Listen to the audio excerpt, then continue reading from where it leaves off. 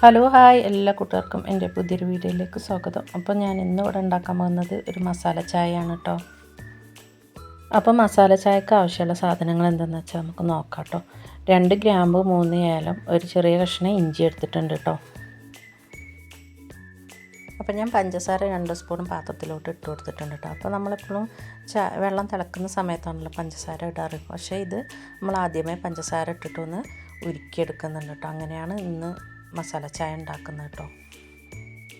അപ്പോൾ നമുക്കിതൊന്ന് അടി പിടിക്കാതെ നല്ലൊന്ന് ഇളക്കി കൊടുക്കണം. തീ നല്ല സിമ്മിലിട്ട് വെക്കണം കേട്ടോ. അപ്പോൾ പഞ്ചസാര നല്ലൊന്ന് ഉരുകി വരുന്നുണ്ട്. അടി പിടിക്കാതെ ഇളക്കി എടുക്കണം കേട്ടോ. അപ്പോൾ ചെറുതായിട്ടൊന്ന് ബ്രൗൺ കളർ വന്നിട്ടുണ്ട്. ഇനി കുറച്ചും കൂടി ഒന്ന് ബ്രൗൺ കളർ ആവാനുണ്ട് കേട്ടോ. അപ്പോൾ ഏകദേശം എല്ലാം ആയിട്ടുണ്ട്. അപ്പോൾ നമുക്കിതിലേക്ക് 1 കപ്പ് വെള്ളം ഒഴിച്ച് കൊടുക്കാം കേട്ടോ. അപ്പോൾ ഞാൻ 1 കപ്പ് വെള്ളവും പിന്നെ വന്നിട്ട് 2 കപ്പ് പാലുമാണ് കേട്ടോ അതിലേക്ക് ഒഴിക്കുന്നത്. അപ്പോൾ വെള്ളം ഒഴിച്ചതിന് ശേഷം നമുക്ക് പിന്നെ ഏലക്ക ഒന്ന് കുത്തി ചതച്ച് വെച്ചിട്ടുണ്ട് കേട്ടോ. അപ്പോൾ 3 ഏലക്ക ഉണ്ട്. അപ്പോൾ അത് നമുക്ക് അതിലേക്ക് ഇട്ട് കൊടുക്കാം. 2 ഗ്രാമ്പു ഒരു കഷ്ണം ഇഞ്ചി ഇത്രയാണ് കേട്ടോ അതിലേക്ക് ഇട്ട് കൊടുക്കുന്നത്. അപ്പോൾ ഇതൊക്കെ ഒന്ന് നല്ലൊന്ന് തിളക്കാൻ വേണ്ടിയിട്ട് നമുക്കൊന്ന് വെയിറ്റ് ചെയ്യാം കേട്ടോ.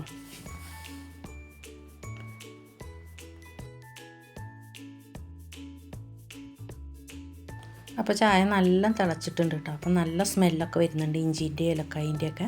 അപ്പോൾ നമുക്കിതിലേക്ക് പാലൊഴിച്ച് കൊടുക്കാം കേട്ടോ. അപ്പോൾ ഞാൻ ഈ വെള്ളം ഒഴിച്ച അതേ അളവിൽ 2 ഗ്ലാസ് പാലാണ് കേട്ടോ ഇതിലേക്ക് ഒഴിച്ച് കൊടുക്കുന്നത്.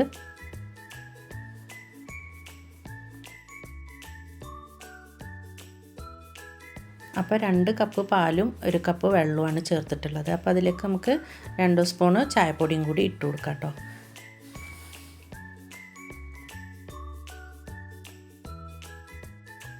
അപ്പോൾ ചായപ്പൊടി ഇട്ട് കൊടുത്തതിന് ശേഷം നല്ലൊന്ന് ഇളക്കിയിട്ട് തിളക്കാൻ വെക്കാം കേട്ടോ.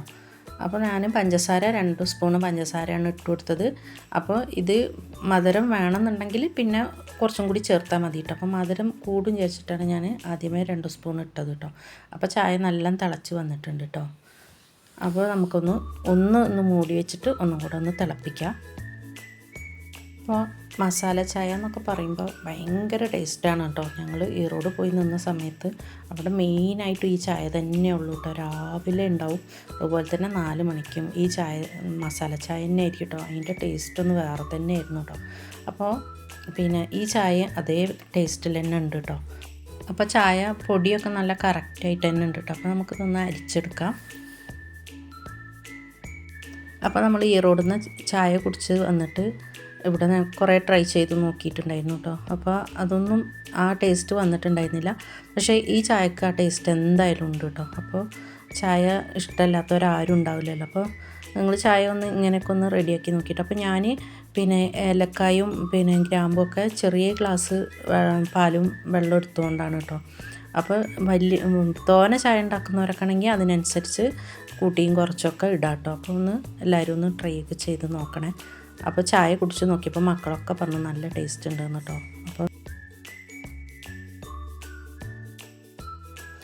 അപ്പോൾ ഈ കപ്പിൻ്റെ അളവിലാണ് ഞാൻ 2 കപ്പ് പാലും 1 കപ്പ് വെള്ളം എടുത്തു കേട്ടോ. അപ്പോൾ ചായ വന്നിട്ട് കാച്ചി ഒഴിച്ചപ്പോഴും അതേ അളവിൽ തന്നെ ചായ ഉണ്ടായിരുന്നു കേട്ടോ.